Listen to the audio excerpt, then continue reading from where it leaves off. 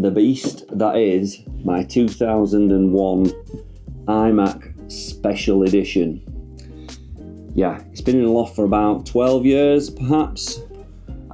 This thing got me through college. I got my degree using this, and yeah, it's a beast. It's a beast, and we're gonna see if it still works, and we're gonna see what we can do with it. Can I make a video on this thing still? Can I make some music to go with that video? Who knows? So just to let you know, the spec of this thing is atrocious. It is deeper as much as it is wide. It has a couple of headphone sockets and speakers on the front. And this is a DVD player. DVD, this was quite new at the time, 2001. And on the side, we've got a couple of USBs. We have some mic in, and we've got an output as well, audio. We've got a couple of firewires. No one really uses firewire anymore. You can get them on some old hard drives with some converters. This is pre-internet. Well, it's not pre-internet, it's pre-Wi-Fi. You had to connect this thing through like an Ethernet cable, and it was 56k modem. And if anybody remembers the sound of a modem when you were on the internet from back in the early 2000s, yeah, this thing's a beast. Oh, it even has this foot thing that flips out, look. Ooh, look at that. Now we're talking. Good, right? So yeah, we're gonna put it to the test and have a challenge to see what I can do with this thing.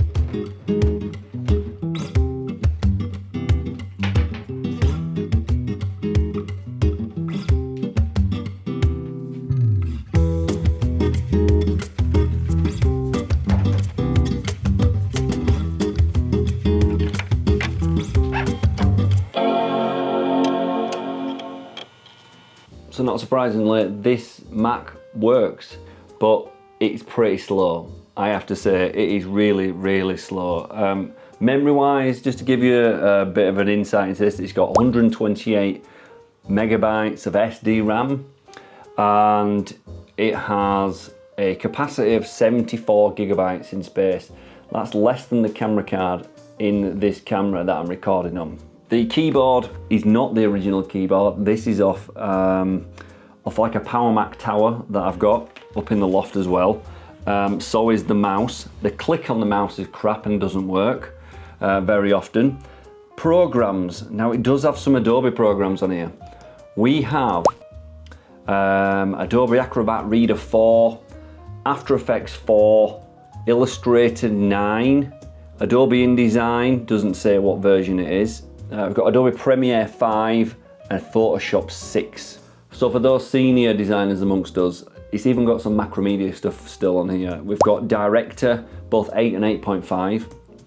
Dreamweaver, obviously Dreamweaver is now under the Adobe umbrella, but that used to be Macromedia's as well, as was Flash. We've got a copy of Flash 5 and Flash MX on this bad boy, and Freehand 9. Back before Adobe Illustrator rules the airwaves when it came to vector graphics. And for publication, well, it's got Quark on here as well. So we know it turns on, we know that Adobe Premiere will actually run, but will it handle a 1080p file? Will I have to work in like 720p? Will it just crash all the time? And once I've maybe even done like a minute video, how long will that take to render on a 128 megabyte RAM computer? So let's see what I can get up to. I'm gonna have to go and shoot some footage now and try, if I can, to write a little bit of music either in Logic Pro or Reason 2, which was a weapon of choice back in the day. So let's get to it and see what happens. Okay, so we have our first issue. The USB we are trying to use to transfer footage onto the Mac, it doesn't read that. And then with the camera, I have tried plugging it in using the wire, and up pops like an old school version of iPhoto, if anybody remembers that. So that's the first issue. So I am in the process of trying to reformat this thing to see if I can even get footage that I've shot onto the iMac. Do you when you start a project and you wish you just hadn't bothered? That's kind of getting a bit like that. So we've got the USB and we've formatted it via the old Mac, and we've added it in. We've got the footage onto there, MP4 files, and this is our next issue. God, I hate this mouse. It reads the USBs now, but it doesn't open an MP4, so that's great. So no MP4 files, and Premiere doesn't open a file either. It's like I'm gonna have to convert all the files just to be able to even like import it in to Adobe Premiere 5.1.